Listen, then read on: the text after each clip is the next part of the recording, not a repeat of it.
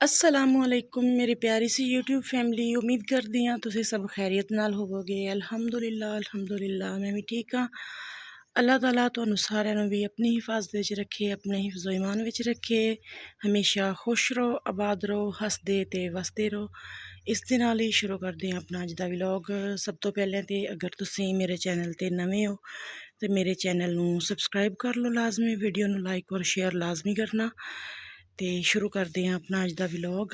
अज असल में सारा दिन मेरा बहुत ज़्यादा काम विच गुजरिया, सख्त गुजरिया, क्योंकि पहले मैं सुबह किया किचन साफ किया। मेरे बच्चे असल में बहुत ज़्यादा खलारा पाउंदे आ। फिर मौसम बहुत ज़्यादा ख़राब सी, थोड़े जे कपड़े धोते,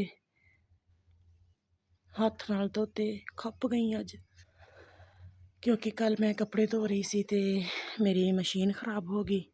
कपड़े धोंदे धोंदे हजे एक ही पूर धोता सी ते सेन विच झाड़ू मेरा हजे देण वाला वा। ते मैं क्या हुण नाल झाड़ू दिन्नी आं ते नाल मैं अज दा अपना व्लॉग बनाउणी आं।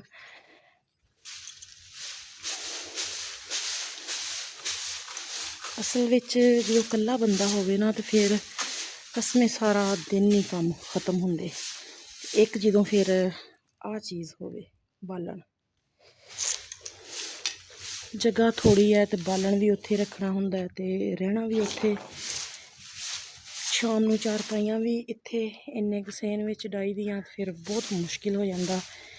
ते जदों फिर कोई चुल्हे दा काम करना हुंदा, हांडी वगैरह बनाउणी हुंदी रोटियां, ते उदों फिर बालन दा खलारा बहुत ज़्यादा पैंदा। मैनूं तो दिहाड़ी च दो दो तीन तीन वारी झाड़ू देना पैंदा इस सेन विच, फिर भी सफाई जिहड़ी ओह नहीं रहिंदी। अज गर्मी भी इन्नी क ज़्यादा, अखीर दी गर्मी। अज चार चफेरे बदल होए आ साढ़े वाल भी, बदल तो काफ़ी होए आ सुबह दे। हवा बिल्कुल बंद हुई है, दरख्त वेखो बिल्कुल खड़े आ, कोई पत्ता नहीं हिल रहा।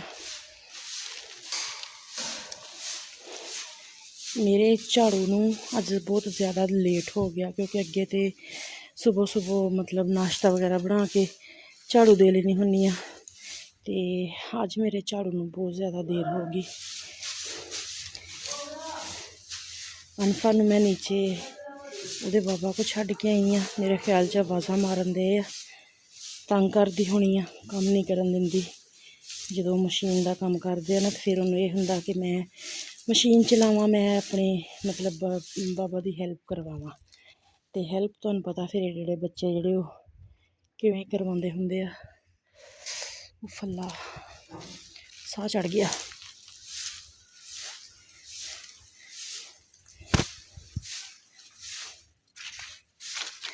अच्छा मेरे सब भैन भाई, मैनूं एक गल दस्सो कि अगर तुहाडी जिंदगी विच तुहाडा बहुत करीबी रिश्ता होवे, कोई बहुत करीबी रिश्तेदार होवे, ते ओह तुहाडे नाल मुखलिस ना होवे, तुहाडे मूँह ते कुछ होर होवे ते तुहाडे कंड पिछों कुछ होर होवे, ते उस इंसान दे नाल बंदे नूं की करना चाहिदा? मैनूं मशवरा देना लाजमी, कमेंट च दस्सना लाजमी।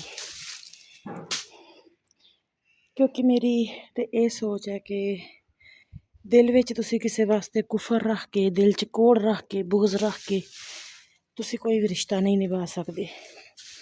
ते अगर दिलों में नफरत होण तो फिर दुनिया के दिखावे दे जिहड़े रिश्ते आ ओह रखण दा, निभाउण दा कोई फायदा नहीं हुंदा। ते मेरी जिंदगी च अजकल बहुत ज़्यादा इवें दे सीन चल रहे हैं। मेरे ससुराल वालों काफ़ी ज़्यादा लोग मेरे खिलाफ होए आ, सिर्फ इस यूट्यूब के व्लॉगिंग की वजह तो, यूट्यूब चैनल की वजह तो। लेकिन इन्ना शुक्र आ, अल्लाह पाक दा एहसान आ कि मेरे मियाँ नूं कोई एतराज़ नहीं, क्योंकि अगर ज़ाहिर आ वो मेरा साथ ना दिंदे तो मैं ये सब कुछ नहीं कर सकना सी। उन्हां दी इजाज़त नाल मैं ये सब कर रही हाँ, व्लॉगिंग वगैरह करदी हाँ, वीडियो बनानी। लेकिन कुछ लोगों नूं एतराज़ आ बहुत ज़्यादा इस चीज़ ते ना, ते बहुत ज़्यादा गल्लां भी करदे आ, लड़ाई झगड़ा भी करदे आ, ताल्लुक भी ख़त्म करन दी गल करदे आ। ते वैसे एड्डा कोई मैनूं किसी दा आसरा है भी नहीं किसी दे ताल्लुक दा। अगर जिंदगी विच इस तरह दे ਦੋ ਚਿਹਰੇ ਰੱਖਣ ਵਾਲੇ ਇਨਸਾਨ ਦੇ ਨਾਲ ਤਾਲੁਕ ਖ਼ਤਮ ਕਰਨਾ ਵੀ ਪਵੇ ਤੇ ਮੇਰੇ ਖਿਆਲ 'ਚ ਕੋਈ ਐਬ ਨਹੀਂ ਇਹਦੇ 'ਚ, ਕਰ ਦੇਣਾ ਚਾਹੀਦਾ। ਕਿਉਂਕਿ ਮੈਂ ਆਪਣੀ ਜ਼ਿੰਦਗੀ ਦਾ ਇੱਕ ਨਾ ਬਹੁਤ ਵੱਡਾ ਹਿੱਸਾ 15 ਸਾਲ ਮੂੰਹ ਨਾਲ ਕਹਿਣੇ ਆ 15 ਸਾਲ, ਚਲੋ ਹੁਣ ਤਾਂ 4 ਸਾਲ ਹੋ ਗਏ ਮੈਨੂੰ ਪੈਦਾ ਹੋਈ ਨੂੰ, ਠੀਕ ਹੈ। 16 ਸਾਲ ਮੇਰੀ ਸ਼ਾਦੀ ਨੂੰ ਹੋ ਗਏ, 12 ਸਾਲ ਮੈਂ ਆਪਣੇ ਸਸੁਰਾਲ ਦੇ ਵਿੱਚ ਰਹੀ ਹਾਂ ਜੁਆਇੰਟ ਫੈਮਿਲੀ ਸਿਸਟਮ 'ਚ, ਅਤੇ 12 ਸਾਲ ਮੈਂ ਹਰ ਬੰਦੇ ਨੂੰ ਖੁਸ਼ ਕਰਨ ਦੀ ਕੋਸ਼ਿਸ਼ ਕੀਤੀ ਆ, ਲੇਕਿਨ ਅੱਜ ਤੱਕ ਮੇਰੇ ਤੋਂ ਕੋਈ ਖੁਸ਼ ਨਹੀਂ ਹੋਇਆ। ਨਾ ਮੇਰੇ ਮਤਲਬ ਕੋਈ ਦੇਰ ਜੇਠ ਮੇਰੇ ਤੋਂ ਖੁਸ਼ ਹੋਇਆ, ਨਾ ਮੇਰੇ ਸਸੁਰਾਲ ਵਿੱਚੋਂ ਮੇਰੇ ਤੋਂ ਕੋਈ ਖੁਸ਼ ਹੋਇਆ, ਹੱਤਾਂ ਕਿ ਮੇਰੇ ਮੀਆਂ ਵੀ ਮੇਰੇ ਤੋਂ ਖੁਸ਼ ਨਹੀਂ ਸੀ ਉਦੋਂ ਤੱਕ ਕਿ ਜਦੋਂ ਤੱਕ ਅਸੀਂ ਜੁਆਇੰਟ ਫੈਮਿਲੀ ਸਿਸਟਮ ਵਿੱਚ ਸੀ। ਅਲੱਗਾ ਹੋਏ ਹਾਂ ਅਤੇ ਕੁਛ ਜ਼ਿੰਦਗੀ 'ਚ ਸਕੂਨ ਆਇਆ, ਕੁਛ ਬਿਹਤਰੀ ਆਈ ਆ।